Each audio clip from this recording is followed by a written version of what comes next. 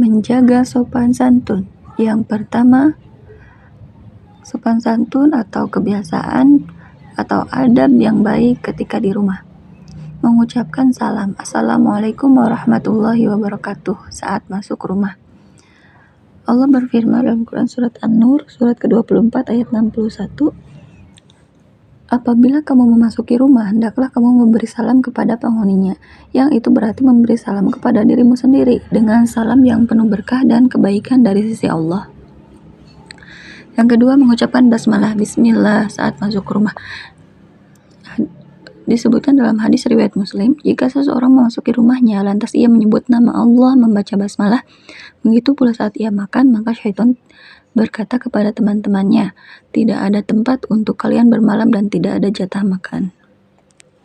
Dan juga ketika masuk rumah, kita harus mendahulukan kaki kanan dan keluar rumah dengan mendahulukan kaki kiri.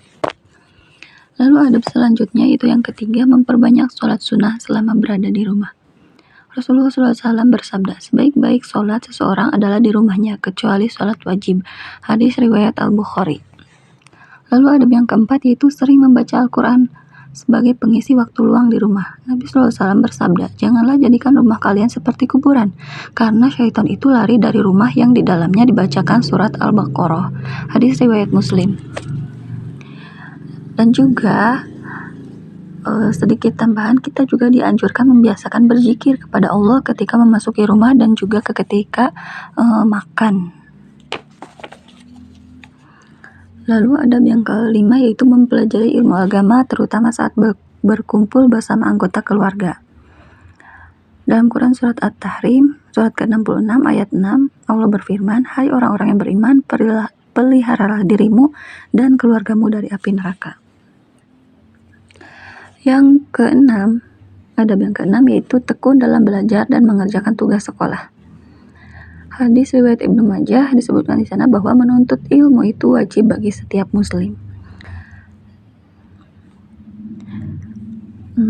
Lalu Rasulullah mewajibkan umatnya untuk senantiasa menuntut ilmu, terutama ilmu agama. Di zaman ini belajar semakin mudah. Selain langsung kepada guru atau memanfaatkan media internet, selain ilmu agama, kita juga dapat belajar ilmu-ilmu lainnya, termasuk keterampilan bahasa, berhitung, komputer, dan lain-lainnya. Nah, itulah beberapa atau 6 adab ketika berada di rumah. Dan mungkin ada sedikit tambahan, selain adab kebiasaan baik dan buruk yang diuraikan tadi, terdapat sunnah Nabi lainnya yang tidak kalah penting, yaitu menjaga dan merawat barang-barang yang ada di rumah, tidak buang sampah sembarangan agar rumah selalu bersih, merapikan kembali barang yang diambil ke tempatnya semula, atur waktumu, jangan sampai tidur terlalu larut atau bergadang di malam hari, menjauhi memajang patung-patung yang berwujud makhluk, terus juga menyimpan foto-foto ke dalam album sehingga tidak dipajang di rumah ya, tapi disimpan di dalam album. Mengulang pelajaran tanpa menunggu ada PR atau mau ujian. Nah, itulah beberapa adab ketika kita di rumah. Yang kedua, memasuki termin yang kedua yaitu adab bertamu.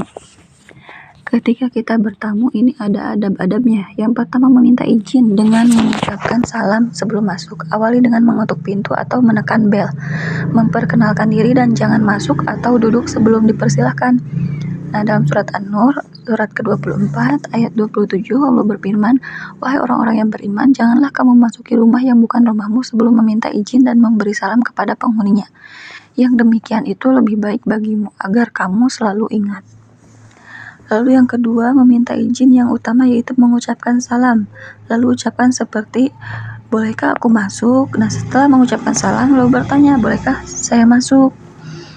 Nah, suatu ketika ada seseorang yang masuk menemui Nabi SAW. Ia masuk tanpa mengucapkan salam. Nabi pun mencegahnya, keluarlah dan ajarkanlah kepada orang itu tata cara meminta izin. Beritahu dia agar mengucapkan, Assalamualaikum, bolehkah aku masuk?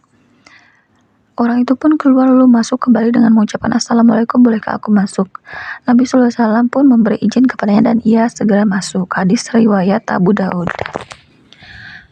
Lalu adab yang ketiga itu ketika menunggu tuan rumah keluar, hendaknya berdiri di samping pintu, bukan persis di depan pintu. Apabila Rasulullah mendatangi rumah seseorang, beliau tidak berdiri di depan pintu, tetapi di samping kanan atau kirinya. Kemudian beliau mengucapkan Assalamualaikum. Hadis riwayat Al-Hakim Abu Dawud. Lalu adab yang keempat yaitu jika setelah 3 kali mengucapkan salam tidak ada jawaban dari tuan rumah, sebaiknya segera pulang. Jika salah seorang di antara kalian sudah minta izin 3 kali dan tidak diizinkan, maka pulanglah. Hadis riwayat Al-Bukhari. Lalu selanjutnya adalah adab berpakaian. Yang pertama, mensyukuri nikmat pakaian. Dalam Quran surat Al-A'raf, surat ke-7 ayat 26, Allah berfirman, "Wahai anak cucu Adam, sesungguhnya kami menyediakan pakaian untuk menutupi auratmu dan untuk perhiasan bagimu, tetapi pakaian takwa itulah yang lebih baik." Lalu adab yang kedua itu mengenakan pakaian yang suci, terbebas dari najis. Sesungguhnya Allah itu baik dan menyukai kebaikan, bersih dan menyukai kebersihan, mulia dan menyukai kemuliaan, bagus dan menyukai kebagusan. Oleh sebab itu, bersihkanlah lingkunganmu. Hadis riwayat At-Tirmizi. Adab yang ketiga itu membaca doa ketika memakai pakaian. Doanya yaitu Alhamdulillazi kasani hadzal thawba wa razaqanihi min ghairi haulin minni wala quwwah. Segala puji bagi Allah yang memberikan pakaian ini bagiku sebagai rejeki darinya tanpa daya dan kekuatan dariku. Hadis riwayat Abu Dawud. Lalu adab yang keempat yaitu membaca doa ketika melepas pakaian. Penghalang antara pandangan jin dan aurat manusia adalah dengan mengucapkan Bismillahirrahmanirrahim la ilaha illahu. Hadis riwayat Ibnu Sunni. Adab yang kelima yaitu hendaknya kita selalu mendahulukan anggota tubuh sebelah kanan dalam beraktivitas. Nabi SAW membiasakan diri mendahulukan yang kanan dalam memakai sandal, menyisir, bersuci, dan pada setiap urusannya. Hadis riwayat Al-Bukhari. Adab yang kelima itu berpakaian yang menutup aurat. Khusus bagi perempuan, pilihlah pakaian yang longgar dan tebal. Wahai Nabi, katakanlah kepada istri-istrimu, anak-anak perempuan, dan istri-istri orang mukmin, hendaklah mereka mengulurkan jilbabnya ke seluruh tubuh mereka. Quran surat Al-Ahzab surat ke-33 ayat 59. Lalu adab yang ketujuh yaitu berpakaian secara wajar, bukan untuk pamer atau untuk menarik perhatian. Orang yang menyerupai suatu kaum seolah ia bagian dari kaum tersebut. Hadis riwayat Abu Daud. Lalu adab yang ke-8 menjadikan pakaian sebagai cermin kepribadian baik.